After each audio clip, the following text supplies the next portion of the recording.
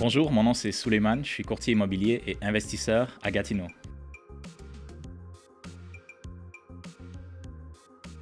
Je pense que oui, le mouvement Black Lives Matter aux États-Unis, ça va quand même contribuer à des changements au Canada. C'est assez difficile de discuter de la chose parce qu'il y a tellement de politiques qui entourent le mouvement BLM. Mais je trouve qu'une des meilleures façons de combattre quelque chose, c'est d'en parler. Donc, on en a parlé beaucoup l'été passé, jusqu'à présent on en parle encore. Donc je pense que plus les gens vont être éduqués sur les choses qui se passent dans le monde et sur les injustices qui se passent, plus on pourra avancer en tant que société.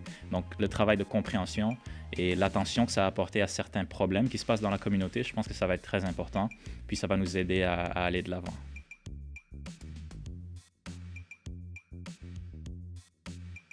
Oui, je pense que le thème L'avenir est maintenant, c'est un bon thème. Quand on y pense, c'est les graines qu'on va semer aujourd'hui qui vont porter des fruits demain. Donc les actions qu'on pose maintenant, c'est celles-là dont on va bénéficier plus tard. Puis je pense que pour avoir un Canada un peu plus inclusif, c'est pas nécessairement d'attendre que le Canada en tant qu'institution devienne plus inclusif parce que ça va prendre trop de temps, mais plutôt ça va être à nous de faire le travail. Les Canadiens haïtiens, les Canadiens africains, les Canadiens de toutes sortes d'ethnies.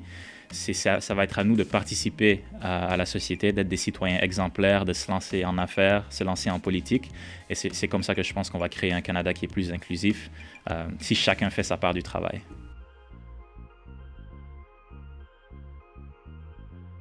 Si je commencerais avec les femmes, j'irais avec Oprah. Quand elle a commencé dans le monde de la télé, il y avait tellement de racisme. Aujourd'hui, elle a un des plus gros shows au monde. Tout le monde écoute Oprah. Angela Davis, si on parle des femmes noires qui ont marqué l'histoire, on ne peut pas passer à côté de Angela Davis. Maintenant, si on parle des hommes, je dirais Kobe Bryant.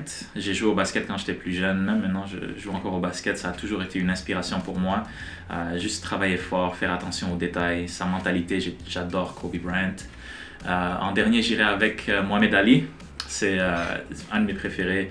La confiance qu'il avait, l'éloquence qu'il avait, vraiment, c'est des gens qui m'ont inspiré toute ma vie.